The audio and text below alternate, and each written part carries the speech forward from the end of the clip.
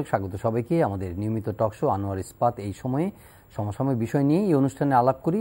আজকে ওমিক্রন নিয়ে কথা বলবো। ওমিক্রন শনাক্ত দেশগুলো থেকে যদি কেউ বাংলাদেশে আসে তাহলে অবশ্যই তাদের 14 দিনে কোয়ারেন্টাইন হতে হবে, বাধ্যতামূলক করা হয়েছে। স্বাস্থ্যমন্ত্রী এই কথা বলেছেন।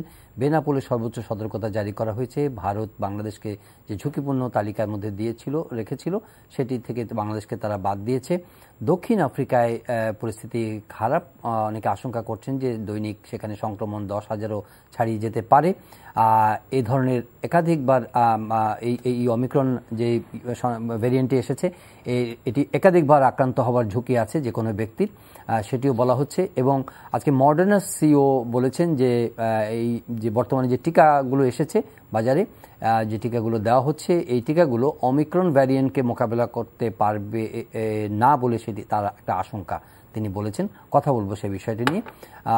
বিএনপি নেত্রী খালেদা জিয়ার বিদেশের চিকিৎসা এবং স্থায়ী মুক্তির দাবিতে সমাবেশ করেছে আজকে বিএনপি।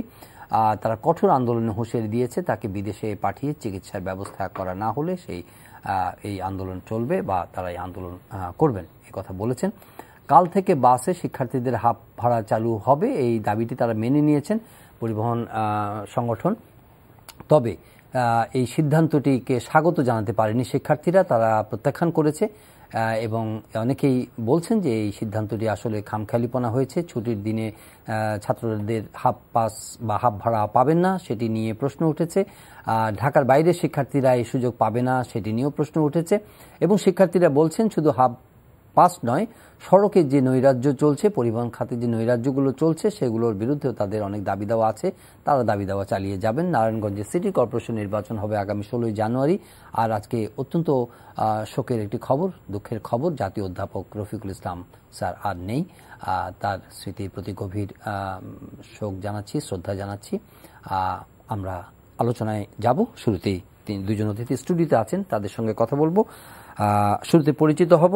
স্টুডিওর বাইরে জুম প্ল্যাটফর্মে যুক্ত হয়েছেন প্রফেসর ডক্টর বেনজির আহমেদ, সাবেক পরিচালক স্বাস্থ্য অধিদপ্তর। স্বাগত আপনাকে ডক্টর বেনজির। আর স্টুডিওতে আমাদের গেস্ট রয়েছেন জনাব সোহরাব হাসান এবং জনাব আনিস আলমগীর, দুজনই সিনিয়র জার্নালিস্ট। স্বাগত আপনাদের দুজনকেই। ডক্টর বেনজির, আমি যা কাগজে যা এসছে আমরা যতটুকু জানছি সেটুকুই, কিন্তু বিশ্লেষণ করবেন আপনি। জি, ওমিক্রনের বর্তমান বাস্তবতা সম্পর্কে যদি আমাদেরকে একটু এনলাইটেন করেন যে আসলে এটা কতখানি বিপজ্জনক, বাংলাদেশ কোন অবস্থায় আছে, যে মেজারগুলো নেওয়া হয়েছে সেগুলো কতখানি ফ্রুটফুল এবং কতখানি কার্যকর, 15 দফার নির্দেশনা দেওয়া হয়েছে সেগুলো আগেও ছিল, সেগুলো আবার রিএনফোর্স করা হচ্ছে বলে মনে হচ্ছে। এবং আমরা তো একটা স্বাভাবিক জীবনযাত্রায় ঢুকে পড়েছি, স্বাভাবিক বললে ভুল হবে, অতি স্বাভাবিক জীবনযাত্রার মধ্যে ঢুকে পড়েছে। ঠিক সেই মুহূর্তে হঠাৎ করে বিনা মেঘে বজ্রপাতের মতো আমরা সাউথ আফ্রিকান এই ভ্যারিয়েন্টের কথা শুনলাম। একজন বিশেষজ্ঞ হিসাবে সারা বছরই আপনি কথা বলেছেন, আজকে আপনার কাছ থেকে এই ওমিক্রন সম্পর্কে জানতে চাই যে বিপদ কিভাবে মোকাবেলা করব। ধন্যবাদ। ওমিক্রন আসলে সম্ভাব্য একটা বিপজ্জনক আমাদের ভ্যারিয়েন্ট এই করোনা ভাইরাসের। সম্ভাব্য কথাটা একটু বললাম যে আসলে এখন পর্যন্ত যতটুকু জানা গিয়েছে তাতে এটা অবশ্যই সম্ভাব্য ঝুঁকিপূর্ণ, কিন্তু এখনো এটা ঝুঁকিটা কতটুকু হবে সেইটা নিরূপিত হয়নি, বা এটা এখনো ভালোভাবে বোঝা যায়নি যে কতটা এটা ঝুঁকিপূর্ণ হবে। বিশ্ব স্বাস্থ্য সংস্থা এটা খুবই উচ্চমাত্রা সতর্কতা জারি করেছেন যে এটা বিশ্বের জন্য একটা বড় সমস্যা হতে পারে। এর কয়েকটা কারণ আছে। একটা হলো যে মিউটেশনের ফলে যে ওমিক্রন ভেরিয়েন্টটা তৈরি হয়েছে, এখানে অনেকগুলো মিউটেশন হয়েছে। স্পাইক প্রোটিন তৈরি করে যে এলাকাটা ভাইরাস জেনোমের, সেই জায়গায় প্রায় 30টা মিউটেশন। তার ফলে স্পাইক প্রোটিনে একটা বড় পরিবর্তন আসছে। এই পরিবর্তনের ফলে দুটো জিনিস অন্তত স্পষ্ট মোটামুটি। তার মধ্যে একটা হলো যে অনেক বেশি সংক্রমণ করার সক্ষমতা, আর দ্বিতীয়ত হলো যে আমাদের যে শরীরের প্রতিরক্ষা ব্যবস্থা বা প্রতিরোধ টিকা দিয়ে বা আগের সংক্রমণ দিয়ে, সেইটা কার্যকারিতা না হতে পারে বা না হওয়ার কিছু লক্ষণ দেখা যাচ্ছে। এই দুটো হলো একদিকে। দ্বিতীয়ত হলো যে সাউথ আফ্রিকায় এটা খুব বেশি দিন হলো পাওয়া যায়নি, তারপরে পরেই কয়েকটা ঘটনা একটু চিন্তিত হওয়ার মতো। একটা নেদারল্যান্ডে বেশ কিছু ব্যক্তি গিয়েছিলেন একটা বিমানে, তাদের মধ্যে অনেকজনকে পজিটিভ পাওয়া গিয়েছে। এই অনেকজনকে পজিটিভ পাওয়াটা একটা গুরুত্বপূর্ণ বিষয়।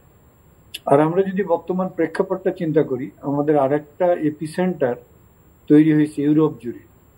ইউরোপের কোনো কোনো দেশে যাবৎকালের ভয়াবহতম সংক্রমণ চলছে।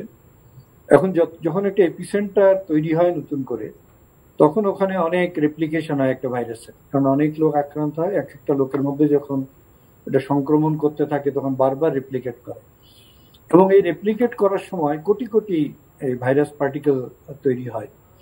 তো সুতরাং সেখানে পরিবর্তনের সম্ভাবনা, বা যেটাকে আমরা মিউটেশন বলি, সেটার সম্ভাবনা জাগে। তো সুতরাং সেখানে যদি এই ভাইরাসটা যুক্ত হয়, যেহেতু এটা বেশি ট্রান্সমিসিবল, তাহলে এইটাতে আরো মিউটেশন হয়ে এটা আরো ভয়াবহ হইতে পারে। সব মিলিয়ে বিজ্ঞানীরা এটাকে আসলেই সম্ভাব্য একটা বিপজ্জনক ভেরিয়েন্ট হিসেবে বিবেচনা করছেন। এখন বিভিন্ন দেশ তার প্রতিক্রিয়াও দেখিয়েছে। এটা দুটো কারণে প্রতিক্রিয়া। একটা হলো অতীত শিক্ষা নিয়ে, যে অতীতে দেশগুলো অনেক সাফার করেছে অর্থনৈতিকভাবে, জীবনের দিক থেকে, তারপরে রোগী ম্যানেজমেন্টের দিক থেকে। কাজেই এবারে আর কেউ ঝুঁকি নিতে চাচ্ছে না। তার মধ্যে ইসরায়েল, জাপানের কথা বলা যায়।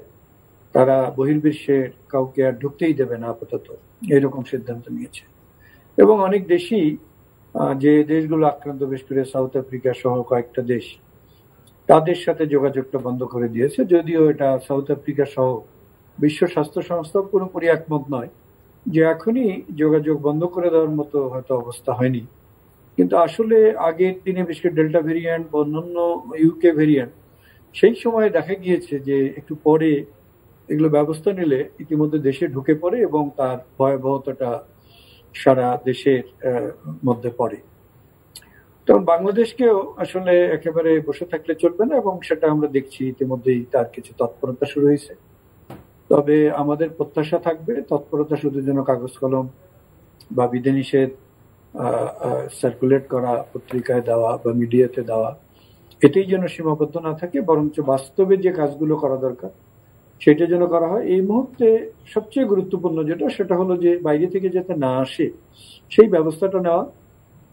এবং সেই ব্যবস্থা নেওয়ার জন্য এটা শুধু কয়েকটা দেশ থেকে আসতে পারবে না বা তাদের দিকে মনোযোগ দিলে হবে না, বরঞ্চ আমাদের যতগুলো পয়েন্ট অফ এন্ট্রি আছে, বিশেষ করে বিমানবন্দর যেগুলো আছে, আন্তর্জাতিক বিমানবন্দর, ওখানে আমাদের কঠোর ব্যবস্থা অবলম্বন করতে হবে। তিনটা বিষয়ে গুরুত্ব দিতে হবে।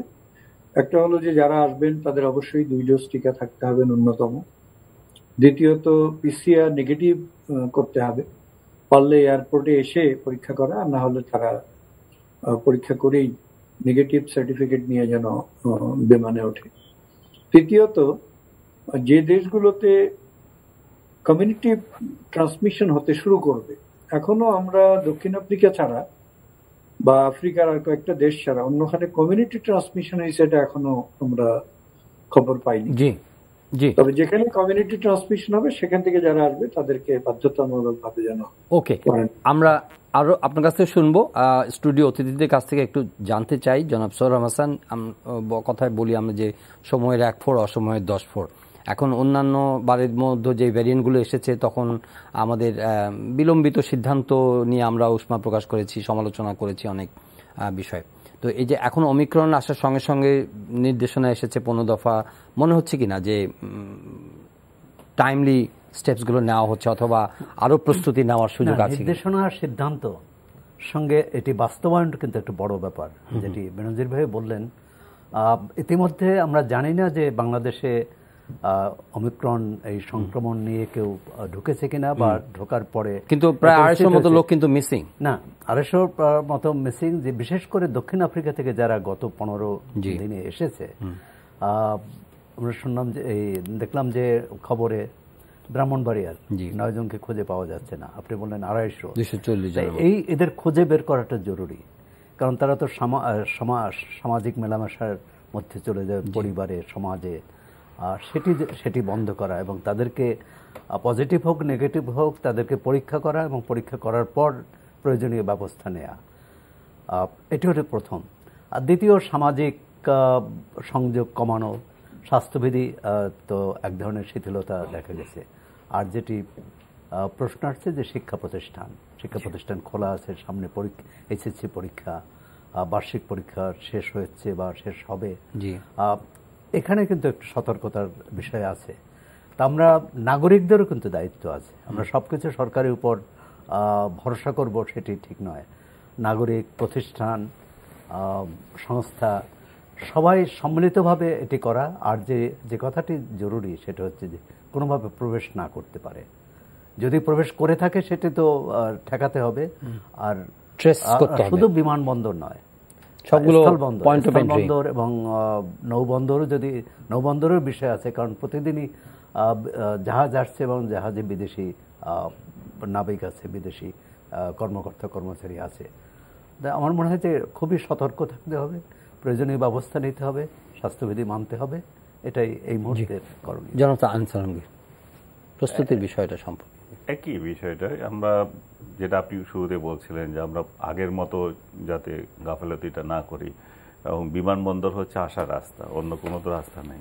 তো বিমানবন্দরে এই সতর্কতাটা যাতে আমাদের থাকে। এবং আপনি বলছেন যে 250-র মতো প্রায় মিসিং কি করে হয়, কারণ এমন পরিস্থিতিতেও যদি আমরা কে আসছে কে যাচ্ছে তার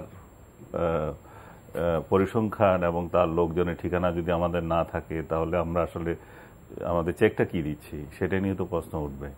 আমার মনে হয় যারা আসছে তাদেরকে বাধ্যতামূলক পর্যবেক্ষণের ব্যবস্থা করা উচিত এবং হোটেলের ব্যবস্থা করা উচিত।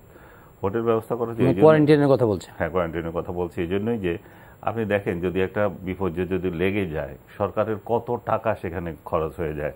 তার থেকে আমরা যদি এটা প্রিভেনশনে যদি যাই এবং এই লোকগুলোকে যদি যথাসময় আমরা এখানে রাখতে পারি, এবং 2-4টা হোটেল যদি আমরা নির্ধারণ করি যাত্রীর মান অনুযায়ী যারা যেখানে থাকতে পারে বা অ্যাভেল করতে পারে, সেই অনুযায়ী যদি হয়, আমার মনে হয় এটা খুব কঠিন বিষয় নয় এবং এটা খুব সম্ভব।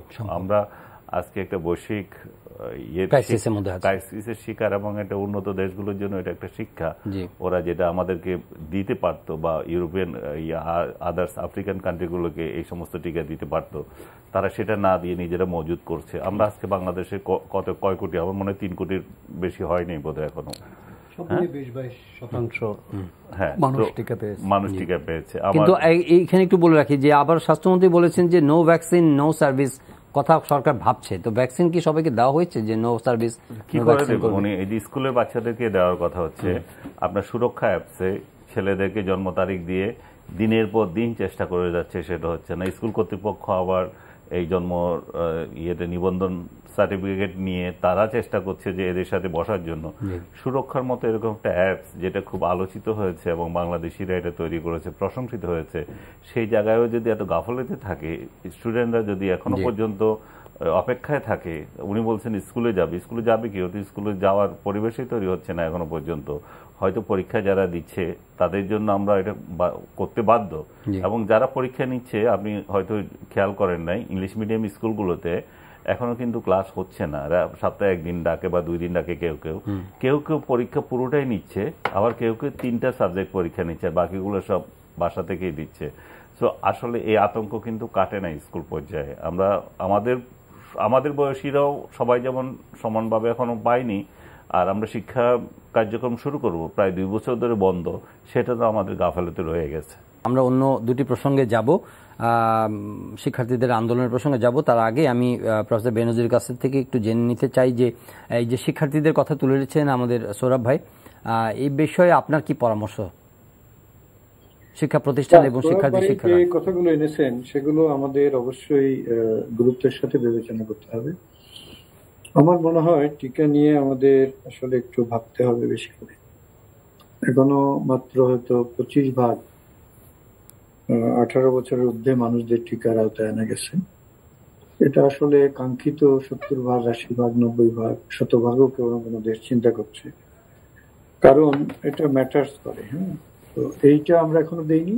পাশাপাশি এই যে শিক্ষার্থীদের টিকা দেওয়ার যে পরিকল্পনা নেওয়া, আসলে এগুলো যখনই আমরা চিন্তা করি তার আগে পারিপার্শ্বিক বিষয়গুলো একটা হোমওয়ার্ক করে ফেলা দরকার। না প্রফেসর বেনজির, আমি একটু ইন্টারাপ্ট করছি। সেটা হচ্ছে যে আমাদের মানে চলমান যে টিকা কার্যক্রম, সেখানে যে কিছু দুর্বলতা বা সেখানে তাদেরকে কিভাবে নেটওয়ার্কে আনা যায় সেটা নিয়ে তো একটা আলোচনা আছে, কিন্তু আমি মানে trying to focus more on Omicron. এই যে এখন যে নতুন বাস্তবতা, এই সময়ে তাদের শিক্ষা কার্যক্রম ইনস্টিটিউশনগুলো খোলা রাখা বা এইসব ব্যাপারে কোনো পরামর্শ কি আছে আপনার? না, আমার মতে এগুলো ধাপে ধাপে যেতে হবে। এই মুহূর্তেই যে আমাদের শিক্ষা প্রতিষ্ঠান বা অন্য সবকিছু বন্ধ করে দিতে হবে তা না, বরঞ্চ আমাদের দেখতে হবে যে আসলে প্রথমে হলো এটা ইম্পোর্ট হবে, অর্থাৎ বাইরে থেকে এই ভাইরাসটা আসবে। তো আসলে আমাদের যেটা প্রথম করণীয় আইসোলেট করা রোগীটাকে, সেটা থেকে যাতে আমাদের কমিউনিটিতে ট্রান্সমিশন না হয়। আর কমিউনিটিতে যখন ট্রান্সমিশন দেখা দেবে তখন এই ব্যাপারগুলো আসবে। তার মধ্যে আসবে সোশ্যাল ডিস্টেন্সিং। সোশ্যাল ডিস্টেন্সিং এর আন্ডারে আমাদের সামাজিক যেগুলো ডিস্টেন্সিং, মানে যেগুলো নানা ধরনের কর্মকাণ্ড, সেগুলোকে তখন বন্ধ করতে হবে। তারপরে অন্যান্য ধরনের গ্যাদারিং, এই প্রাতিষ্ঠানিক যেগুলো, সেক্ষেত্রে শিক্ষা প্রতিষ্ঠান আছে বা প্রতিষ্ঠানে যে কাজ করার বিষয়গুলো আছে কর্মকর্তা কর্মচারীদের, এগুলো ধাপে ধাপে আনতে হবে। মানে এই মুহূর্তে আমাদের সেটা হয়তো দরকার নেই। আমাদের দেখতে হবে যে প্রথমত এটা আমাদের দেশে আসলো কিনা, আসার পরে এটা কমিউনিটিতে ট্রান্সমিশন যখন হবে তখন আমাদের লকডাউন থেকে শুরু করে অন্যান্য মেজারগুলোর জন্য কিছু স্ট্যান্ডিং অর্ডার এখনই তৈরি করে রাখা দরকার, যে সম্ভাব্য সিনারিও গুলো চিন্তা করে সেরকম যে আগাম প্রস্তুতি, যেহেতু এটাকে বলা হচ্ছে মোর ডেট্রিমেন্টাল এবং অনেক বেশি মানে যে ক্ষতিকারক, সেই কথা মাথায় রেখে যে প্রস্তুতিটা থাকা দরকার বা আগাম যে প্রস্তুতি নেওয়া উচিত বলে আপনি মানে মনে করেন কিনা বা সেই রকম আপনি দেখছেন কিনা? না, অবশ্যই নিতে হবে, কোনো সন্দেহ নেই। আমাদের একটা কন্টিনজেন্সি প্ল্যান বা আপৎকালীন একটা কর্মপরিকল্পনা তৈরি করতে হবে এবং সিনারিও গুলো আনতে হবে, যে সেই সিনারিও অনুযায়ী সম্ভাব্য কি কি ব্যবস্থা আমাদের নিতে হবে। সেগুলোর জন্য একটা স্ট্যান্ডিং অর্ডার, যেটা আমরা যে কোনো দুর্যোগের সময় নিয়ে থাকি, বাংলাদেশেও সেটা করা হয়। আপনি জানেন যে বন্যা বা ঘূর্ণিঝড় হলে তার জন্য কিন্তু স্ট্যান্ডিং অর্ডার করা আছে, যে এগুলো হলে এটা যেন সাথে সাথে করা হয়, যেন কালক্ষেপণ বা সময়ক্ষেপণ না। তো সেরকম একটা কর্মপরিকল্পনা এখনই তৈরি করা দরকার। এবং আমাদের যেটা কমিউনিকেশন, এই কমিউনিকেশনটা আমরা খুব ভালো করতে পারিনি এখন পর্যন্ত। লোকজনকে উদ্বুদ্ধ করা, সেন্সিটাইজ করা, তারা যেন বাইরে অযথা না যায়, তারা যেন মাস্ক পরে অবশ্যই বাইরে গেলে, এগুলো ব্যাপারে আমাদের এখনই কমিউনিকেশন একটা কৌশল, কর্মকৌশল তৈরি করা দরকার এটাকে ঘিরে। এবং আমরা যেন এমন কোনো কথা না বলি, বিশেষ করে আমরা মাঝে মাঝেই দেখেছি যে আমাদের যারা উচ্চ পদে আছেন তারা ব্যাপারটাকে হালকা করার জন্য এমন কথা বলেন যেটা একটা নেগেটিভ ইম্প্যাক্ট করে, যে হয়তো বা এটা তেমন কিছু না, হঠাৎ করে হয়তো আমরা শুনবো। এটা যেন আমরা হঠাৎ করে আমাদের এরকম না শুনি, তাতে করে হয় কি লোকজন গা ঢিলা দেয়, সেটা যেন না হয়। তো আমরা যেন বরঞ্চ যারা কমিউনিকেশনের স্পেশালিস্ট আছেন তাদেরকে নিয়েই একটা কর্মকৌশল তৈরি করে সেই অনুযায়ী, এখন এটা একটা অপরচুনিটি, এটার মাধ্যমে আবার আমরা লোকজনকে মাস্ক পরাতে পারি। আমাদের চিন্তা করতে হবে আগামী 6 মাস। আমাদের এই শীতকালে, আমরা গত 2 শীতকালে তেমন সংক্রমণ পাইনি, এবারও নাও পেতে পারি, কিন্তু আমাদের শীত সংক্রমণ শুরু হয় বসন্তকালে, মার্চ এপ্রিলে। তা আমাদের সুতরাং প্রস্তুতি থাকা উচিত আগামী 6 মাস, এবং এর মধ্যে টিকার আওতা অনেক বাড়িয়ে ফেলা দরকার।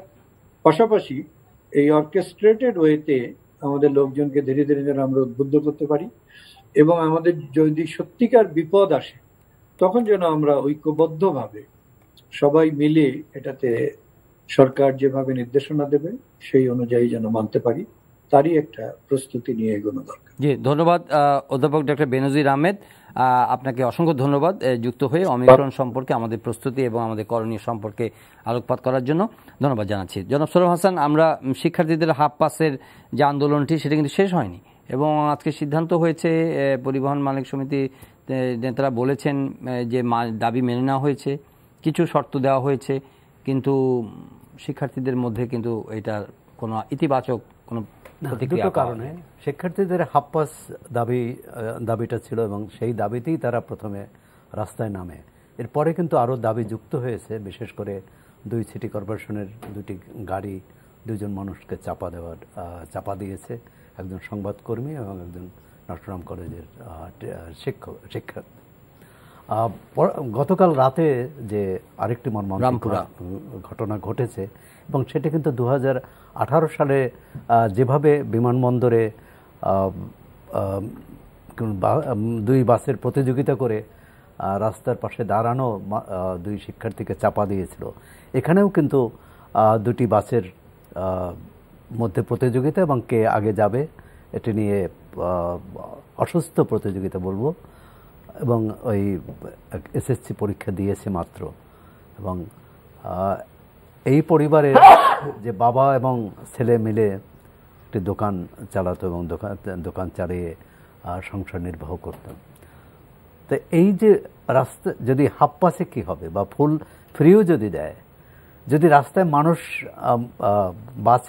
বাসে চড়ে অথবা রাস্তায় পাশে মানুষ যদি নিরাপদ না থাকে, সে যদি নিরাপদ বোধ না করে, সে যদি বেঁচেই না থাকতে পারে, তাহলে হাফ পাস বা ফুল পাস দিয়ে কী হবে?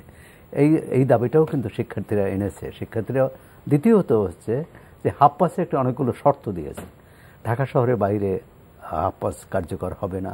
দ্বিতীয় হচ্ছে যে ছুটির দিনে কার্যকর হবে না, মৌসুমি ছুটি যখন থাকবে হবে না। তো ছুটির বিষয়টি নিয়ে আলোচনার সাপেক্ষ, কিন্তু ঢাকার বাইরে হবে না। ছুটির দিনে কি শিক্ষার্থী নেই? না, ছুটির দিনে নিয়মিত যে কলেজ শিক্ষা প্রতিষ্ঠানে সে নিয়মিত যায়, এটাই একটি কিন্তু যুক্তি যে তাকে হাফ পাস দেওয়ার। এখন ছুটির দিনে অবশ্যই যায়, কিন্তু ছুটির দিনে তার যাওয়াটার আর শিক্ষা প্রতিষ্ঠানে যাওয়াটার দুইটার মধ্যে পার্থক্য আছে। দ্বিতীয় হচ্ছে তার বাইরে, যে ঢাকার বাইরেও তো সিটি কর্পোরেশন আছে, বড় শহর আছে, এবং সেখানে শহরের ভিতরে যে বাস চলাচল করে সেখানে শিক্ষার্থীরা চড়েন। চট্টগ্রামে ইতিমধ্যে বিক্ষোভ হয়েছে, আন্দোলন হচ্ছে। সুতরাং এটি সারা দেশেই করা উচিত। বিআরটিসি কিন্তু তাই করেছে। বিআরটিসি কিন্তু বলেছে যে সারা দেশের শিক্ষার্থীরা এই সুযোগ পাবে। এটি দ্বিতীয় যে তাদের বড় আন্দোলন, বড় দাবি, সেটা বলবো 2018 সালে শিক্ষার্থীরা যে দাবি নিয়ে নেমেছিল, 9 দফা দাবি, তার মধ্যে সড়ক আইন, শাস্তির মেয়াদ বাড়ানো, কি বলে ফিটনেসবিহীন গাড়ি চলতে পারবে না, লাইসেন্স ছাড়া কোনো চালক বাস চালাতে পারবে না। তো এগুলো হচ্ছে যে কোনো সমাজের মানে ন্যূনতম দাবি, এবং এগুলো হওয়া উচিত না কখনোই। আপনারা দেখেছেন যে এবারে যে ছাত্ররা যখন আন্দোলন করেছে, পুলিশের একটি গাড়ি পেয়েছে যেখানে তাদের লাইসেন্স ছিল না, এবং ছাত্ররা কিন্তু পুলিশের গাড়ির উপর লিখেছে যে পাস নাই, কি বলে লাইসেন্স নাই। তো এরকম সরকারি আরও গাড়ি তারা আটক করেছে, ধরেছে যে এরকম নেই। কিন্তু আমাদের এখানে এই যে আইন যারা জানে তারা আইন অমান্য করাটা, এই প্রবণতা, এবং যে যত বেশি ক্ষমতাধর, যে যত বেশি উঁচু পদে আছেন, যে যত উঁচু পদে আছেন তিনি আইন বেশি উল্লঙ্ঘন করে। তো শিক্ষার্থীরা কিন্তু অন্য কিছু চায়নি। এবং আপনারা দেখুন যে 2018 সালে তারা কি শৃঙ্খলার সঙ্গে 9 দিন যে তারা বাস নিয়ন্ত্রণ, গণপরিবহন নিয়ন্ত্রণ করেছে, কোনো সমস্যা নেই। তারা কিন্তু কাউকে জরিমানা করেনি। তারা বাস বা যে কোনো গাড়ি আটক করে বা গাড়ি থামিয়ে তারা আইনশৃঙ্খলা রক্ষাকারী বাহিনীর কাছে দিয়েছে। তাদেরই বলেছে যে মামলা করতে, প্রয়োজনীয় ব্যবস্থা নিতে, এবং সেই নিয়ে কোনো অপ্রীতিকর ঘটনাও ঘটেনি, এবারও ঘটেনি। সুতরাং এই যে তাদের ন্যায্য দাবি, এবং বাসের যে শিক্ষার্থীরা যে আন্দোলন করছে বা সাধারণ মানুষ যে বলছে, যাত্রীরা বলছে, যাত্রী কল্যাণ সমিতিও একই কথা বলছে, তাতে কি শুধু যাত্রীরাই নিরাপদ থাকবে? বাসের চালক নিরাপদ থাকবেন, বাসের কর্মীরা নিরাপদ থাকবেন। তাহলে আমরা চাই কি সড়কে নিরাপত্তা, সড়কে যারাই চলাচল করবেন, সে পথচারী হোক এবং বাসের চালক হোক, সবাইকে আইন মেনে চলতে হবে। এবং সেক্ষেত্রে আমাদের নাগরিক সচেতনতা বাড়াতে হবে, এবং সরকার যারা এই চালনার সাথে, গণপরিবহন পরিচালনার সাথে জড়িত, তাদের আইন মেনে চলতে হবে। এবং আইন যেটা আছে, যেটা আইন সরকার করেছে, সরকার নিজের করা আইন তো নিজে অমান্য করতে পারে না, কিন্তু আমরা দেখছি যে 2 বছর ধরে সেই আইনটি কার্যকর করা হয়নি, করা হচ্ছে না। জি, জনাব আনিস আলমগীর, যে আইন কার্যকর না করা এবং সেই একই দাবিতে আবার মাঠে সোচ্চার হওয়া, এটা তো নেভার এন্ডিং। এটা কি কোনো মানে আনফরচুনেট যে দাবির সাথে রাষ্ট্রের প্রধানমন্ত্রী থেকে শুরু করে সর্বোচ্চ পর্যায়ে সবাই একমত হয়েছে, এটা আইন করেছে, কিন্তু সেটাকে যদি বাস্তবায়ন না করতে পারা, এবং আইন শৃঙ্খলা রক্ষাকারী বাহিনী যারা এটা দেখার কথা, তারা যদি নিজেদেরই গাড়িদের লাইসেন্স না থাকে, তো তাহলে তো আসলে আমরা নেভার এন্ডিং, আপনি যেটা বললেন, সেই চক্রের মধ্যেই থাকলাম। তো এত বছর পর আমরা কালকে একটা অনুষ্ঠানে বলছিলেন যে একজনে যে একই ওই সময় একটা ডিজিটাল আইন হয়েছিল, সেটা কিন্তু কার্যকর হয়ে গেছে, সেটাতে কিন্তু সাংবাদিক ধরে ধরে নিয়ে যাওয়া হচ্ছে, কিন্তু একই সময় এই আইনটাও কার্যকর হয়েছে একই একেবারে পাশাপাশি সময়, এটার কোনো অ্যাকশন নাই। এবং ছেলেরা যে আজকে আন্দোলন করছে সেটা ন্যায্যতা নিয়ে তো কারো কোনো সন্দেহ নাই, কিন্তু আমাদের এই ছেলেরা এত বয়স তাদের এত কম, আমার ছেলেকে আমি কেন রাস্তায় এটা নামতে দেব, আপনার ছেলেকে আপনি কেন রাস্তায় নামাতে দেবেন? সো রাস্তায় ছেলেদেরকে নামতে বাধ্য করছে কারা? আমাদের সেটা দেখতে হবে। মেয়েরাও নামছে। তো আমাদের এত কম বয়সী কিশোররা যদি রাস্তায় নামে, তাহলে এমনিতে আমাদের পড়াশোনার একটা ক্ষতিকর পরিস্থিতিতে আছে, তার উপর কোভিড সিচুয়েশন, সবকিছু মিলে আবার এর মধ্যে আগুনে ঘি ডালার মতো হচ্ছে যে আপনার হাফ পাসের যে বিষয়টা আসে। আপনি যেটা বললেন যে ঢাকা শহরে থাকবে, তার বাইরে থাকবেন। আমরা তো মফস্বলে পড়াশোনা করেছি, আমরা সারা জীবন হাফ ভাড়া দিয়ে এসেছি। আমাদের শুধু জিজ্ঞেস করছে যে স্কুল বা কলেজে যখন ছিল, কলেজের আছে কিনা, পাস আছে কিনা। ইভেন স্কুল তো পাসও দেখে নাই, আমাদেরকে বই রেখেই দিচ্ছে যে স্কুলে যাচ্ছে এই ছেলে, তো আবার কি পরীক্ষা দেবে নাকি তার কাছে যে ভাড়া এটা দিতে হবে। তবে এটা হয়েছে দূরপাল্লায় হয়তো হয়নি, আমি ঢাকাতে চিটং যাচ্ছি, সেটাতে ভাড়া হয়নি, কিন্তু স্কুলে আসবে যাবে এই ছেলে মেয়েদেরকে শুধু হাফ ভাড়া কেন, আমাদের সব আমরা এটাও দেখেছি যে দূরপাল্লার গাড়িগুলো স্টুডেন্টদেরকে বহনও করতো, যে ঠিক আছে সিট নাই তোমরা দাঁড়িয়ে যাও, সেই সুযোগটাও দিত। তাহলে আজকে কোন একটা দেশের মধ্যে এমন কোন পরিস্থিতি তৈরি হলো যে ছেলেদেরকে হাফ ভাড়া নিয়ে আপনার মিটিং করতে হচ্ছে, না শহরে থাকবে গ্রামে থাকবে না। তো তার মানে কি এই শহরে থাকবে গ্রামে থাকবে না, যখন এই কথা যাদের মাথা থেকে আসে, তার মানে এই আন্দোলনকে আবার গ্রাম পর্যায়ে ছড়িয়ে দাও। হ্যাঁ, এটা শহর থেকে, এরা মনে করছে যে শহরের ছেলেরাই শুধু আন্দোলন করতে পারে, গ্রামের গুলো পারে না। গ্রামের গুলো আরো উগ্রভাবে ভাঙচুর করবে, এবং গ্রামের ভাঙচুর করলে আপনার পুলিশ ওইখানে যাওয়ারও সময় পাবে না, ও না কত দ্রুত পালাবে। এটা এনকারেজ করছি না আমরা এনকারেজ করছি না, কিন্তু আপনি এনকারেজ করছেন। আপনি যারা এই ধরনের ডিসিশন নিচ্ছে তাদের মাথায় তো এটা থাকতে হবে, তাদের মাথায় এটা আসে নাই কেন? তারা কেন মনে করছে যে শুধু শহরের ছেলেরা রাস্তায় নেমে আসে, শহরের ছেলেরা আন্দোলন করেছে, শহরের ছেলেদেরকে এই দাও, এই সুযোগ দাও, গ্রামেরকে দিও না। গ্রাম পর্যায়ে তো আরো আজকের পরিস্থিতি তো আরো খারাপ হচ্ছে। তার মানে আপনি বলতে চাচ্ছেন যে তারা এটাকে যৌক্তিক দাবি মনে করে মেনে নিয়েছে তা নয়, তারা ওই হুমকি ভাঙচুর, অবশ্যই তারা হুমকি ভয় তারা অ্যাকসেপ্ট করেছে, কারণ তারা যে রাস্তায় যে গাড়ি ভাঙছে, যে কালকে রাতে যে 9টা গাড়ি ভাঙচুর হলো, তারপরে ওরা ডিসিশন নিচ্ছে যে বসবো আমরা সকালে এসে ডিসিশন নিতে যাব। অবশ্যই দাবি আদায় করার জন্য একটা যৌক্তিক পন্থা থাকবে, আন্দোলন করবে সড়কে, তবে ভাঙচুর অগ্নিসংযোগ সেটাও কোনো সমাধান নয়, সেটা কোনোদিনই সমাধান নয়। কিন্তু বাংলাদেশের রাজনীতিতে এটাও দেখা গেছে যে রাস্তায় না নামলে কোনো দাবি আদায় হচ্ছে না। আপনার সেই বিশ্ববিদ্যালয়ের আপনার মনে আছে ভ্যাট আন্দোলন থেকে শুরু করে, বিশ্ববিদ্যালয়ের ভ্যাট আন্দোলন যখন হলো, রাস্তারা প্রাইভেট বিশ্ববিদ্যালয়ের ছেলেরা যখন রাস্তায় নামলো, সরকার সেই আইন মেনে নিয়েছে, কিন্তু স্কুল পর্যায়ে যে ভ্যাট নিচ্ছিল ইংলিশ মিডিয়াম স্কুলগুলোতে, সেটা আর হয় নাই। তার মানে কি, যারা রাস্তায় নামে তাদের দাবি মানা হয়, কিন্তু ওই স্কুলের বাচ্চারা কি রাস্তায় নামবে? ক্লাস 1-2 ছেলেরা, তাদের অভিভাবক নামবে রাস্তায়, তাদের দাবি তখন আর ভুলে গেছে। এটা আনফরচুনেট যে রাস্তায় না নামলে বা বিক্ষোভ না করলে কিংবা আপনার গাড়ি ভাঙচুর না করলে, সেটা শুধু বাস ভাড়ার ক্ষেত্রে না, জাতীয় সব ক্ষেত্রেই সেটা প্রযোজ্য হয়ে যাচ্ছে। জনাব সোহরাব হাসান, আজকে বিএনপি সমাবেশ করেছে, বিএনপি নেত্রী বেগম খালেদা জিয়া, উনি অসুস্থ এবং খুবই নাজুক অবস্থা তার শরীরের, সেই কথা বলে তারা সরকারকে দিন দরবার করে চলেছে এবং রাস্তার আন্দোলনও শুরু করেছে। সমাবেশের মাধ্যমে সরকারের কাছে দাবি তুলেছে যে বিদেশে পাঠিয়ে তার সুচিকিৎসার ব্যবস্থা করা হোক, তাকে মুক্তি দেওয়া হোক। প্রথমত হচ্ছে এটা নিয়ে রাজনীতি হওয়া উচিত না, মাঠে ঘরে বা টেলিভিশনে পত্রিকায় কোথাও না। এটা একটা মানবিক বিষয়। একজন রাজনৈতিক নেত্রী, যিনি প্রধানমন্ত্রী ছিলেন 3 বার, একটি দলের প্রধান, স্বৈরাচার বিরোধী আন্দোলনে তার সাহসী ভূমিকা ছিল এবং তিনি আজ গুরুতর অসুস্থ। সরকার যে মানবিকতার কথা বলে তাকে তার শাস্তি স্থগিত করেছে, স্থগিত করে তাকে বাসায় থাকতে দিয়েছে এবং তাকে বাসা থেকে চিকিৎসা নিতে বলেছে, এটি এক ধরনের শর্ত, নির্বাহী আদেশে। কিন্তু সেই মানবিকতা, যে উদ্দেশ্যে মানবিকতা দেখানো, সেটা হচ্ছে তার চিকিৎসা হবে। এখন ইতিমধ্যে তার যারা চিকিৎসক, বিশেষজ্ঞ চিকিৎসক, তারা কিন্তু বলেছেন যে এখানে চিকিৎসা সম্ভব নয়, তার লিভার সিরোসিস, এবং সেটি এমন পর্যায়ে যে এখানে সেই যে চিকিৎসার যে ব্যবস্থা সেটা সম্ভব হবে না। এবং তারা এও বলেছেন যে এটা আমাদের কাছাকাছি দেশ ভারত, থাইল্যান্ড, সিঙ্গাপুর, সেখানেও সম্ভব না, যুক্তরাষ্ট্র, যুক্তরাজ্য বা আরও দু একটি দেশ, কানাডা, জার্মানি। তা আমার মনে হয় যে সরকার এটি আরেকটু নমনীয় হতে পারে, হওয়া উচিত। পররাষ্ট্রমন্ত্রী সহ একাধিক আইনমন্ত্রীও বলেছেন যে তারা বাইরে থেকে চিকিৎসক এনে চিকিৎসা করাতে পারে।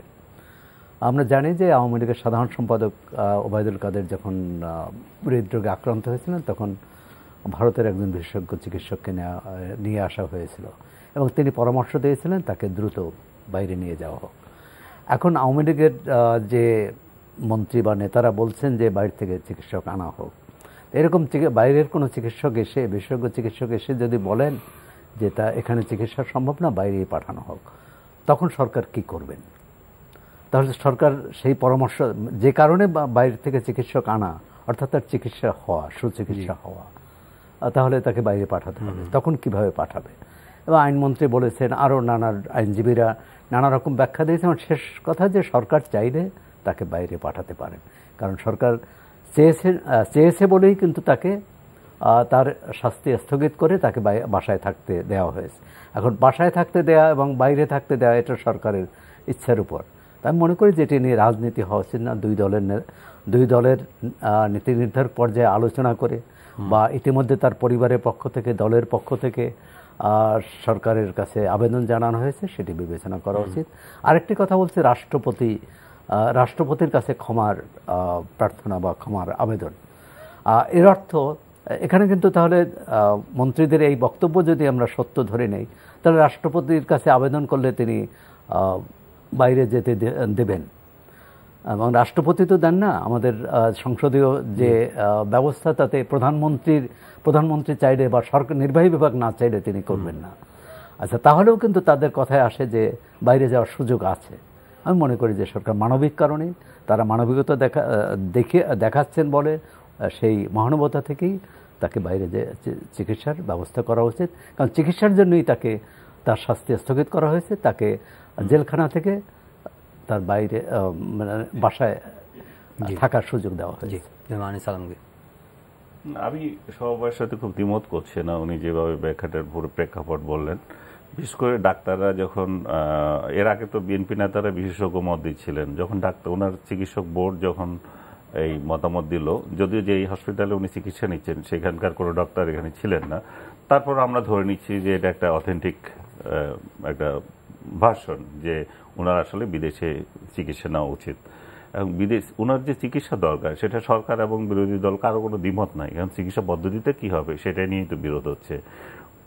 তারা বলছে বিদেশে পাঠাতে হবে এবং সরকার বলছে বিদেশে পাঠাতে পারি আমরা, কিন্তু ওনাকে আগে জেলে যেতে হবে যে প্রক্রিয়ায়।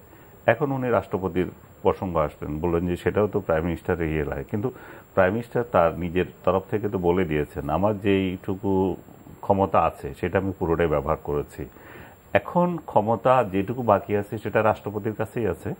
রাষ্ট্রপতির কাছে যদি উনি আপসীন নেত্রী সেই ইমেজকে নিয়ে যদি বিএনপি মনে করে যে তিনি রাজনীতি করবেন, যে সেই জন্য উনি ক্ষমা প্রার্থনা করবেন না, ক্ষমা প্রার্থনা করে উনি যদি একটা আপিল করেন, তাহলে সেখানে তো সুযোগ রয়ে গেছে যে রাষ্ট্রপতিদের আগে অনেক মার্ডারারকে দিয়েছেন এই ধরনের সুযোগ সুবিধা, যে সম্পূর্ণ আপনাকে দায় মুক্তি দিয়ে দিলেন, আপনি মুক্ত, এখন আপনি যেখানে চিকিৎসা করতে পারেন। এরকম নজির তো বাংলাদেশে বহু রয়ে গেছে, রাষ্ট্রপতি ক্ষমা করেছেন।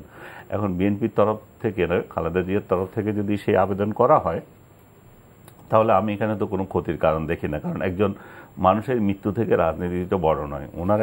উনি যদি তাদের ভাষায় যে মৃত্যু সজ্জায় আছেন, একটা মৃত্যু সজ্জায় একজন জীবন মৃত্যুর সন্ধিক্ষণে আছেন, তো একটা সন্ধিক্ষণে যখন থাকেন তখন রাজনীতিটা তো আমার মনে হয় এর থেকে ঊর্ধ্বে থাকা উচিত। যে শুধু রাজনীতি যে সরকার করছে তা নয়, আমি তো এখানে বিরোধী দলকেও দায়ী করতে পারি যে তারাও এটা নিয়ে রাজনীতি করছেন। তারা যদি আবেদনটা করেন, সরকার যদি সেটা প্রত্যাখ্যান করেন, তখন বলা যেতে পারে যে না, সরকার তাহলে চাচ্ছে না অন্যেরা যে সুযোগ সুবিধা পাচ্ছে, অন্য আসামিরা যে সুযোগ পাচ্ছে, অন্য দণ্ডিত আসামিরা যে সুযোগটা পেয়েছে, আমাদের এই রাষ্ট্র এই বেগম জিয়ার পক্ষে সেটা দিচ্ছেন না। তিনি 3 বারের প্রধানমন্ত্রী ছিলেন, তিনি একজন বয়স্ক ভদ্রমহিলা।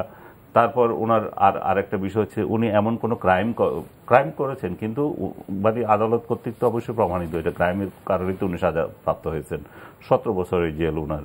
তো সেইটা যদি সরকার বিশেষ ক্ষমতায় তাকে যদি বাইরে রাখতে পারেন, তো সরকার তাহলে এই সুযোগ দিতে পারেন।